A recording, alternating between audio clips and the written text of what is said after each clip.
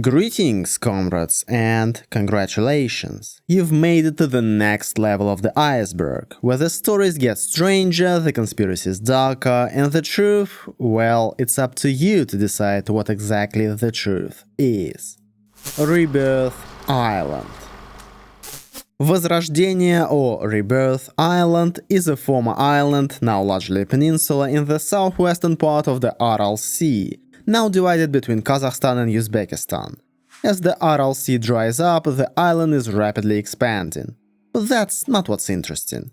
From 1942 to 1992, a military biochemical testing ground, codenamed Barkhan, operated on the island. For 50 years, this top-secret facility, often known as Aralsk 7, tested bacteriological weapons on animals, rats, dogs, horses and monkeys. The location was perfect. Salt water on all sides, a natural barrier to viruses, and the ability to ensure complete secrecy. Were there any confirmed human casualties at the test site?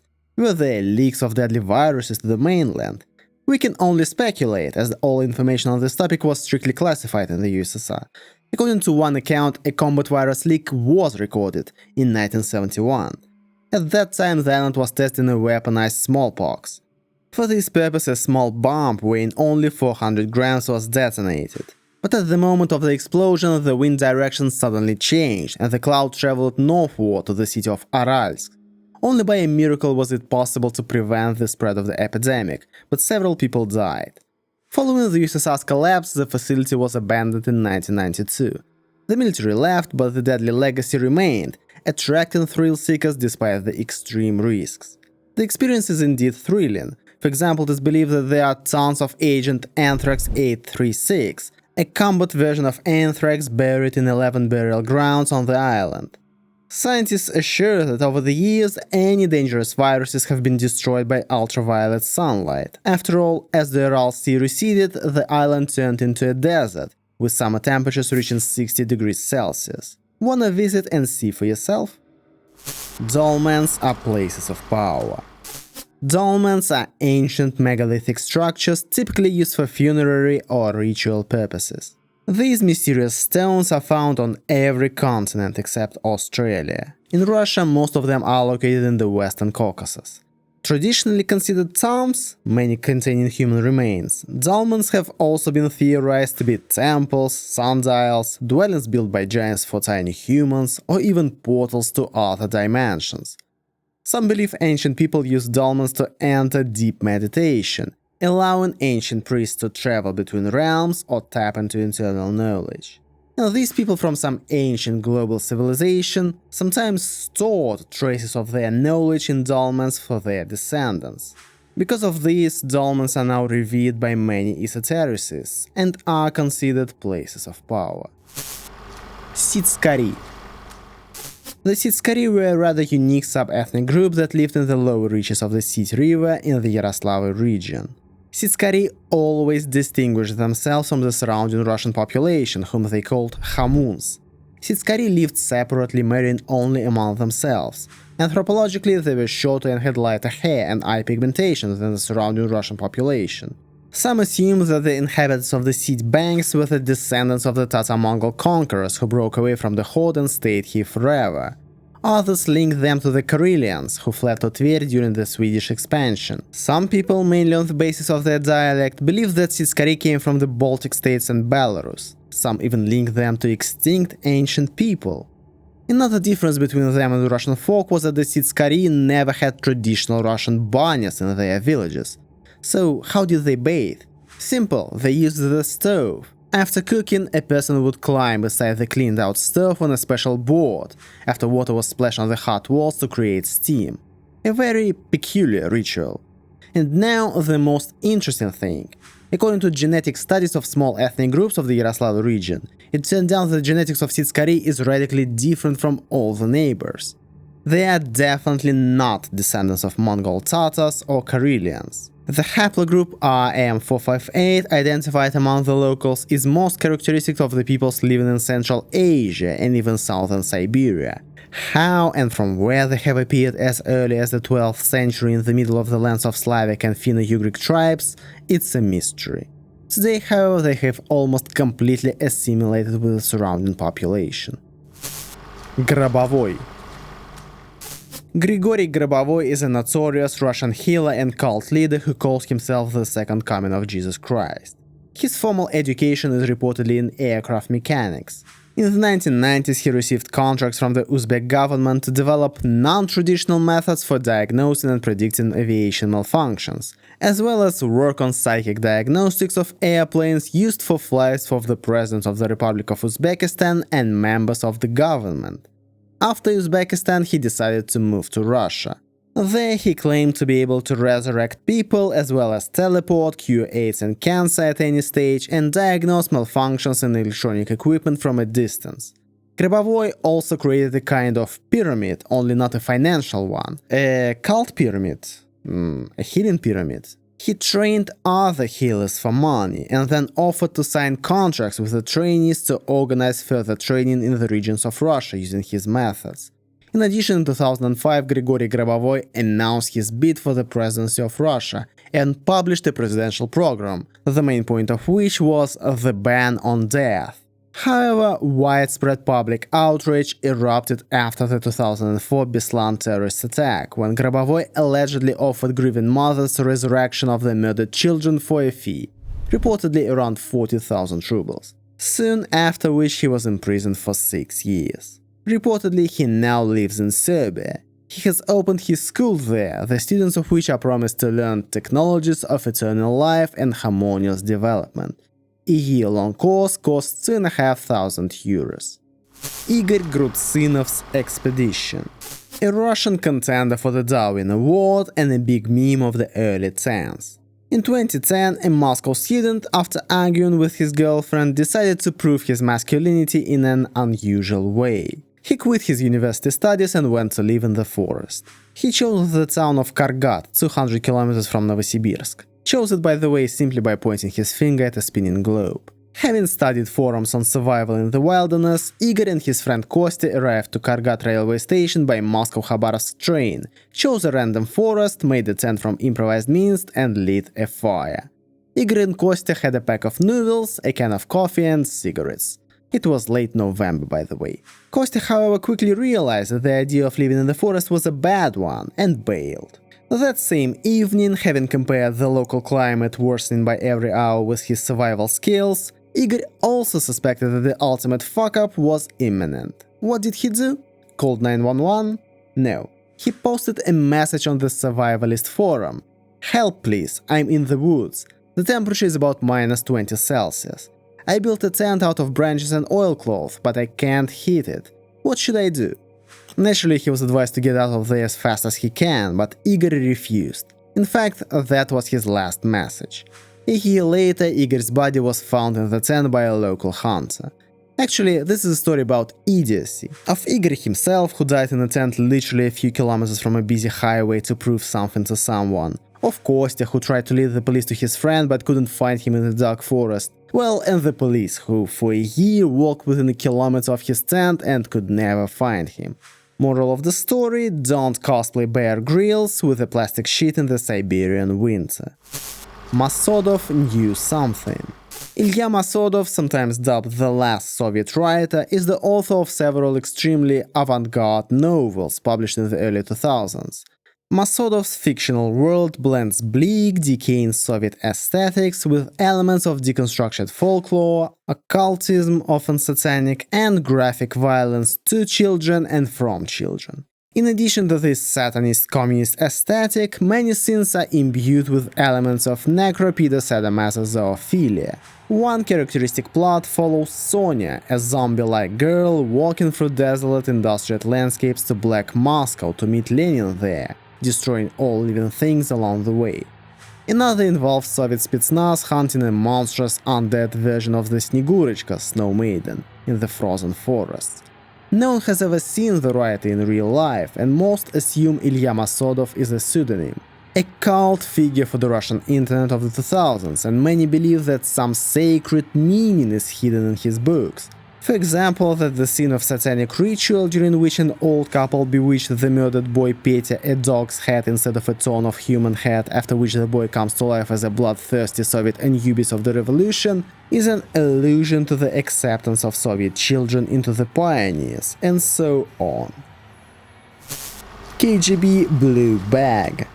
With the beginning of the era of glasnost, it became known that the most formidable agency of the USSR actively collected documents about UFOs. Key evidence is the Siniy Paket, or Blue Package, a collection of KGB documents reportedly declassified in October 1991, following inquiries by renowned cosmonaut Pavel Popovich. This bag contained 124 pages of printed text, reports, explanatory notes, and memos. The authors were mostly military personnel. If we believe the documents from this package, the existence of UFOs was allegedly witnessed by both Soviet servicemen and local residents. UFOs were observed from the ground and from the air, recorded on radar screens and witnessed by sailors. The contents largely mirrored typical UFO reports worldwide, basically luminous disks in the sky moving at high speed and so on. Whether to believe it or not is up to you. However, supporters of conspiracy theories still assure that the KGB have released only part of the truth, the tip of the iceberg. Suicidal Cantonists. The legend tells of teenage Jewish Cantonists, child conscripts in the Tsarist army, who chose to drown themselves during a mass baptism ritual of the Volga River in order not to renounce Judaism. Allegedly, in the 1830s, several hundred young Jewish Cantonists were gathered in Kazan for baptism. Emperor Nicholas I himself attended the ceremony, and he personally ordered the children to enter the water. Responding with cries of "We obey your imperial majesty," the boys purportedly leaped into the river. But not one of them came to the surface. All the children had voluntarily drowned themselves just to avoid accepting a foreign religion. Sounds believable. Desomorphine. Desomorphine is a synthetic drug that became known in Russia under the name Krokodil, crocodile. Despite the fact that it was synthesized in Germany, it became infamous globally in the 2000s as a Russian flesh-eating drug. Its widespread abuse surged in Russia in the late 1990s and 2000s, when desomorphine was considered heroin for the poor. It was 3 times stronger, 10 times cheaper, and killed users twice as fast. It was almost impossible to get off crocodile. Desomorphine was made at home from codeine-containing drugs, using gasoline, crystalline iodine, and red phosphorus. The result was a rather messy mixture that had to be injected intravenously. A nice feature of crocodile is that the impurities are often impossible to remove at home, but this did not stop the addicts. As the result, in addition to the usual side effects of the drug, destruction of the immune system, damage to the internal organs, and so on, crocodile users received characteristic external symptoms.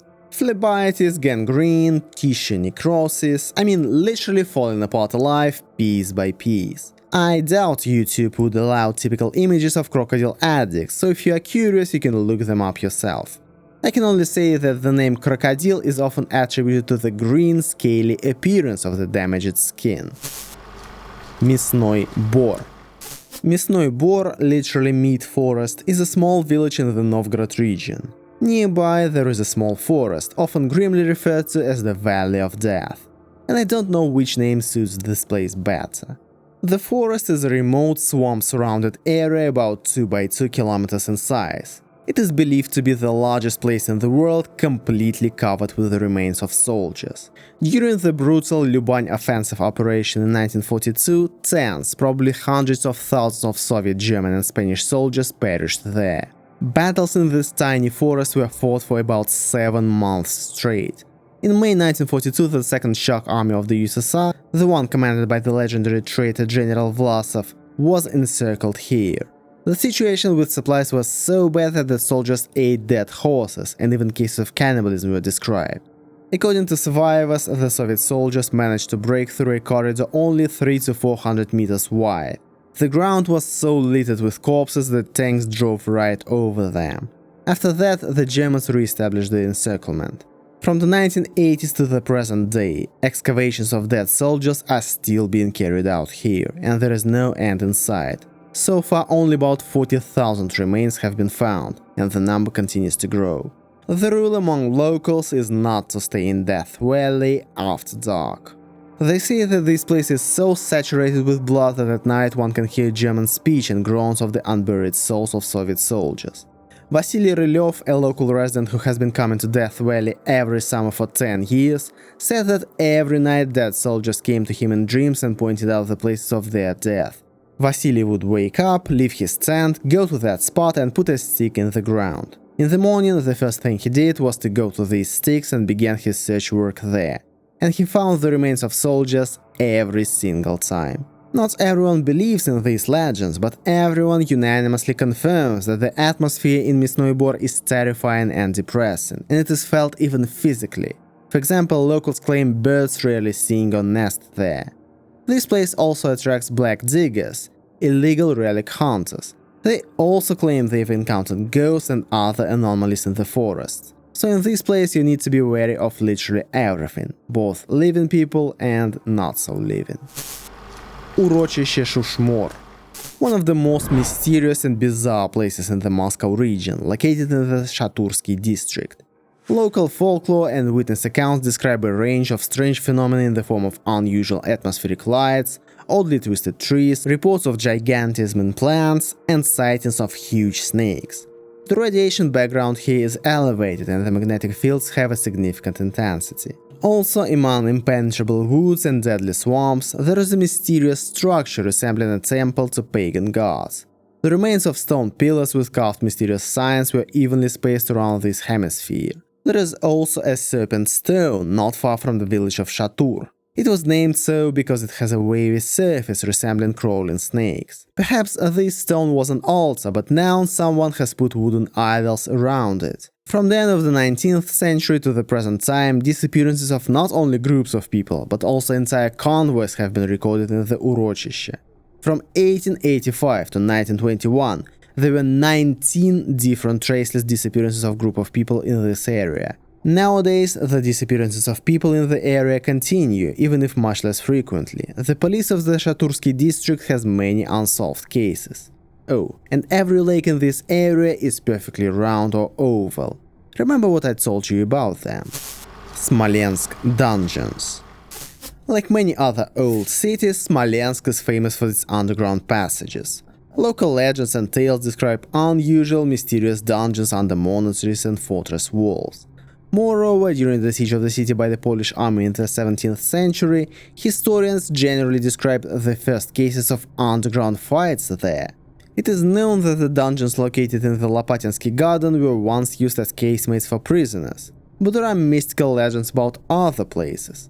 Thus, people say that in the 18th century there were constantly some otherworldly sounds coming from under the ground, near one of the towers of the Smolensk Kremlin, and the townspeople tried to avoid it.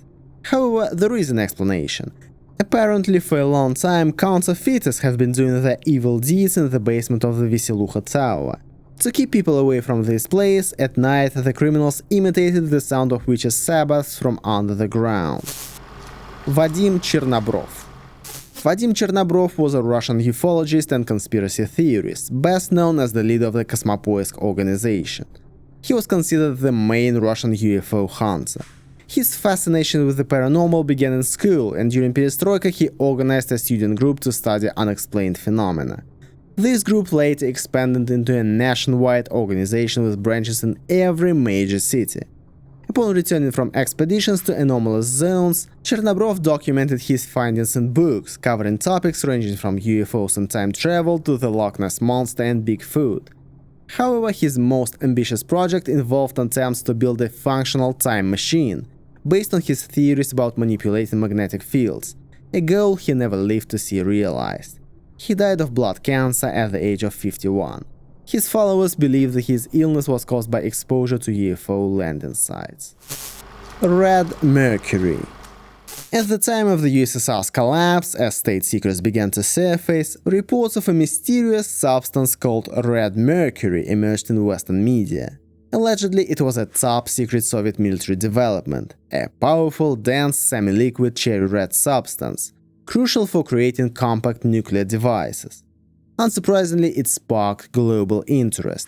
Allegedly, Saddam Hussein himself promised to pay $1 billion to anyone who will provide him with a sample of Red Mercury with the stated characteristics, and sent his emissaries to Europe in search of it. Officially, Red Mercury does not exist. Many believe it was a hoax created by intelligence agencies to entrap smugglers and arms dealers. Unofficially, the term Red Mercury may have been a cover for the illicit trade of gold dissolved in mercury and other precious metals illegally smuggled from the USSR.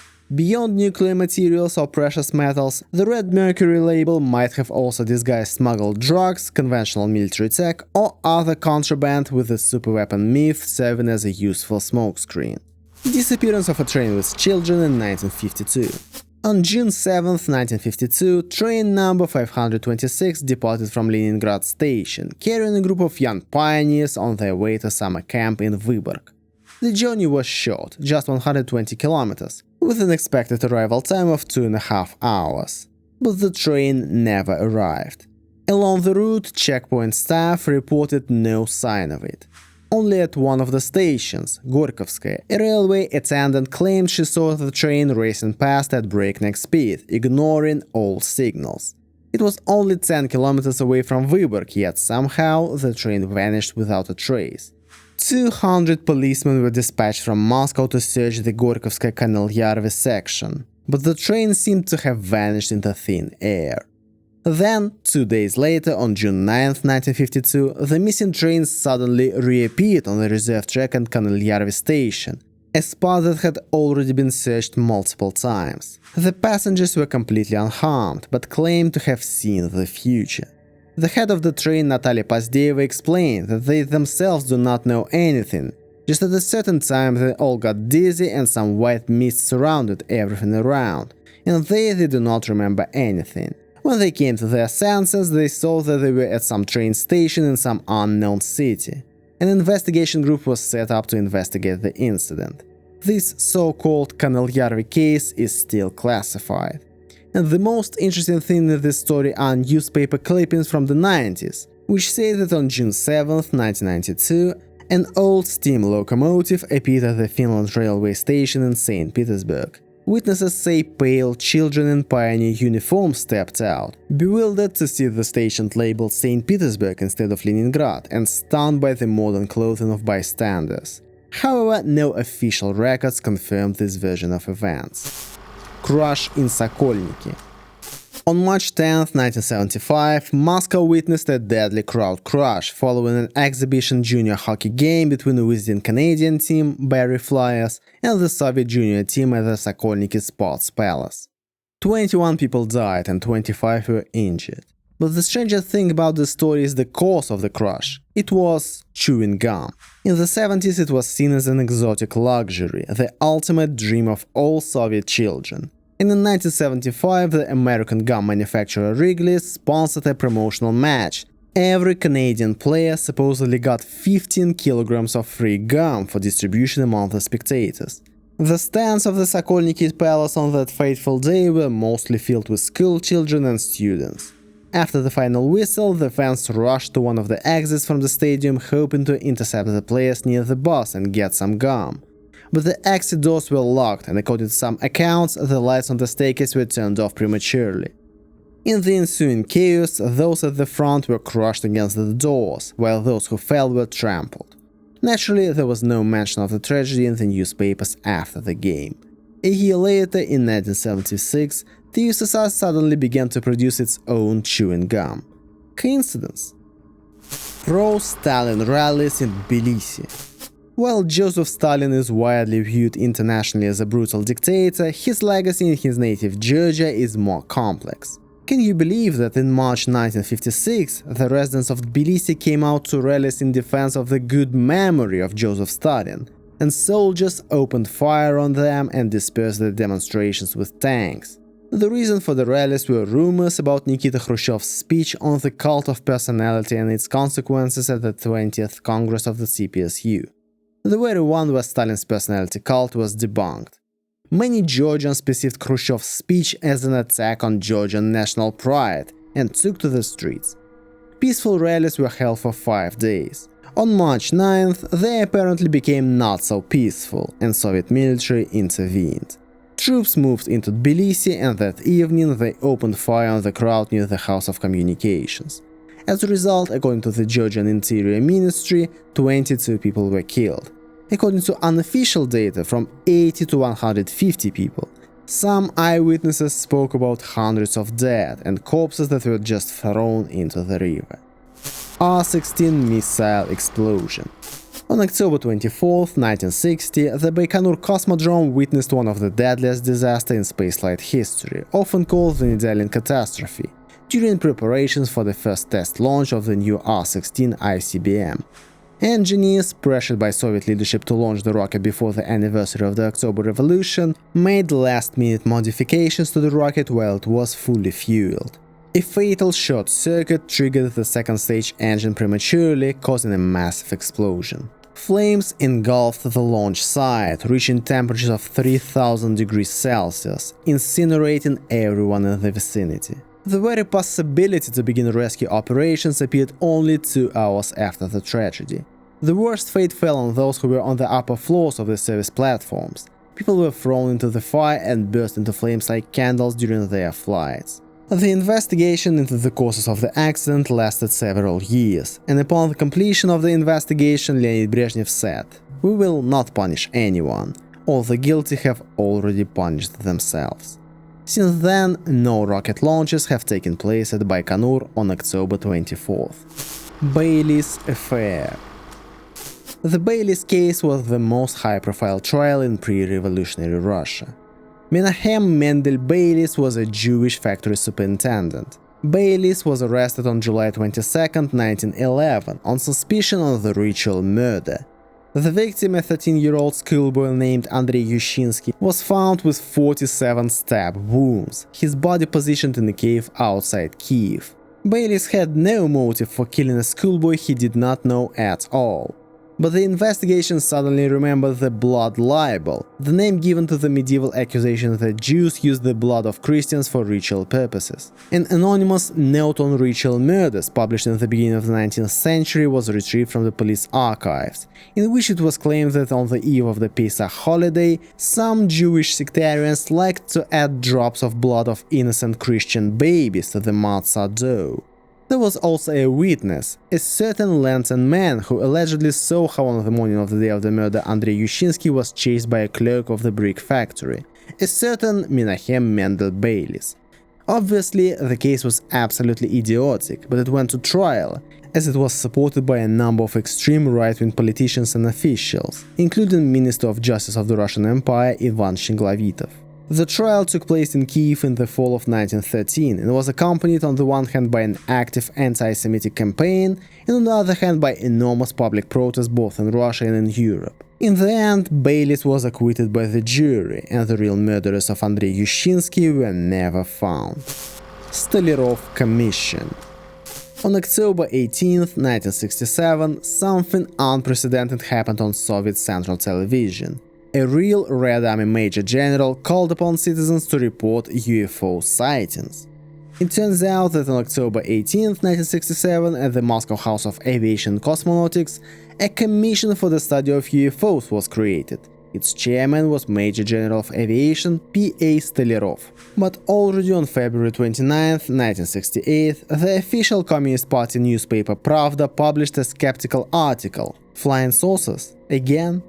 The authors of the article heavily criticized sensational reports about so-called unidentified flying objects. As a result, the Commission's activities were urgently shut down, and Stolyarov was quietly retired. However, rumors persist that during its brief existence, the Commission received thousands of reports from across the USSR, creating a classified archive still hidden deep within the Ministry of Defense. Dostal. If you rode the Moscow metro between 2008 and 2012, especially in the evening, you may have seen this man. His name is Vladimir Andreevich Dostal. He would silently approach passengers, handing them an A4 sheet filled with rambling schizophrenic text. pleas for mercy, confessions of torture, musings on death, and the word please repeated over and over. Sometimes such leaflets were simply found at different stations and in subway cars. No one knows who this person is, what happened to him, why he was handing out these leaflets, and where he disappeared to.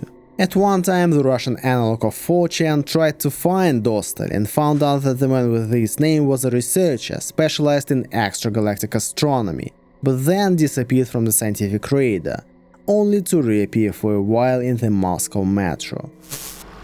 Creator's Plate.